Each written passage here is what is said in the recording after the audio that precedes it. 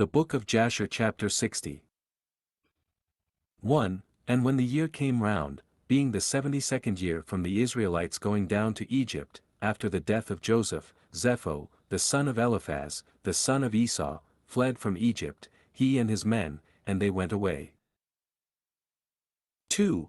And he came to Africa, which is Dinhabah, to Angeas king of Africa, and Angeas received them with great honor, and he made Zepho the captain of his host. 3. And Zepho found favor in the sight of Angeas and in the sight of his people, and Zepho was captain of the host to Angeas king of Africa for many days. 4. And Zepho enticed Angeas king of Africa to collect all his army to go and fight with the Egyptians, and with the sons of Jacob, and to avenge of them the cause of his brethren. 5. But Angeas would not listen to Zepho to do this thing, for Angeas knew the strength of the sons of Jacob, and what they had done to his army in their warfare with the children of Esau. 6. And Zepho was in those days very great in the sight of Angeas and in the sight of all his people, and he continually enticed them to make war against Egypt, but they would not. 7. And it came to pass in those days there was in the land of Chittim a man in the city of Puzimna, whose name was Uzu, and he became degenerately deified by the children of Chittim, and the man died and had no son, only one daughter whose name was Jeniah. 8. And the damsel was exceedingly beautiful, comely and intelligent, there was none seen like unto her for beauty and wisdom throughout the land. 9. And the people of Angeas king of Africa saw her and they came and praised her unto him, and Angeas sent to the children of Chittim, and he requested to take her unto himself for a wife, and the people of Chittim consented to give her unto him for a wife. 10. And when the messengers of Angeas were going forth from the land of Chittim to take their journey, behold the messengers of Turnus king of Bibentu came unto Chittim, for Turnus king of Bibentu also sent his messengers to request Jeniah for him, to take unto himself for a wife, for all his men had also praised her to him, therefore he sent all his servants unto her. 11. And the servants of Turnus came to Chittim, and they asked for Jeniah, to be taken unto Turnus their king for a wife. 12. And the people of Chittim said unto them, We cannot give her, because Angeas king of Africa desired her to take her unto him for a wife before you came, and that we should give her unto him, and now therefore we cannot do this thing to deprive Angeas of the damsel in order to give her unto Turnus. 13. For we are greatly afraid of Angeas lest he come in battle against us and destroy us, and Turnus your master will not be able to deliver us from his hand. 14. And when the messengers of Turnus heard all the words of the children of Chittim, they turned back to their master and told him all the words of the children of Chittim. 15. And the children of Chittim sent a memorial to Angeas, saying, Behold Turnus has sent for Jeniah to take her unto him for a wife, and thus have we answered him, and we heard that he has collected his whole army to go to war against thee, and he intends to pass by the road of Sardunia to fight against thy brother Lucas, and after that he will come to fight against thee. 16. And Angeas heard the words of the children of Chittim which they sent to him in the record, and his anger was kindled and he rose up and assembled his whole army and came through the islands of the sea, the road to Sardunia, unto his brother Lucas king of Sardunia.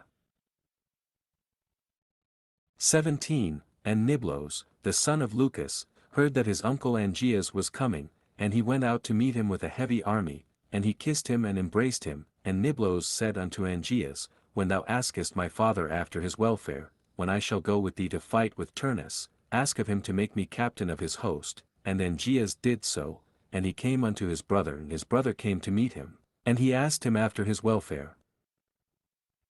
18. And Angeas asked his brother Lucas after his welfare, and to make his son Niblos captain of his host, and Lucas did so, and Angeas and his brother Lucas rose up and they went toward Turnus to battle, and there was with them a great army and a heavy people. 19. And he came in ships, and they came into the province of Ashtarash, and behold Turnus came toward them, for he went forth to Sardunia, and intended to destroy it and afterward to pass on from there to Angeas to fight with him. 20. And Angeas and Lucas his brother met Turnus in the valley of Conopia, and the battle was strong and mighty between them in that place. 21. And the battle was severe upon Lucus king of Sardunia, and all his army fell, and Niblos his son fell also in that battle. 22. And his uncle Angeas commanded his servants, and they made a golden coffin for Niblos, and they put him into it, and Angeas again waged battle toward Turnus, and Angeas was stronger than he, and he slew him, and he smote all his people with the edge of the sword, and Angeas avenged the cause of Niblos his brother's son and the cause of the army of his brother Lucus. 23. And when Turnus died, the hands of those that survived the battle became weak, and they fled from before Angeas and Lucus his brother. 24. And Angeas and his brother Lucus pursued them unto the highroad, which is between Alphanu and Ramah, and they slew the whole army of Turnus with the edge of the sword. 25. And Lucus king of Sardunia commanded his servants that they should make a coffin of brass, and that they should place therein the body of his son Niblos, and they buried him in that place. 26.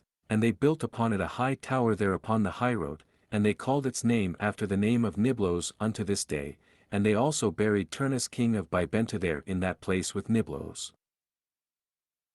27. And behold, upon the highroad between Alphanu and Ramah the grave of Niblos is on one side and the grave of Turnus on the other, and a pavement between them unto this day. 28. And when Niblos was buried, Lucus his father returned with his army to his land Sardunia, and Angeas his brother king of Africa went with his people unto the city of Bibentu, that is the city of Turnus. 29. And the inhabitants of Bibentu heard of his fame, and they were greatly afraid of him, and they went forth to meet him with weeping and supplication, and the inhabitants of Bibentu entreated of Angeas not to slay them nor destroy their city, and he did so, for Bibentu was in those days reckoned as one of the cities of the children of Chittim, therefore he did not destroy the city. 30. But from that day forward the troops of the king of Africa would go to Chittim to spoil and plunder it, and whenever they went, Zepho the captain of the host of Angeas would go with them. 31. And it was after this that Angeas turned with his army, and they came to the city of Puzimna, and Angeas took thence Genea the daughter of Uzu for a wife and brought her unto his city unto Africa.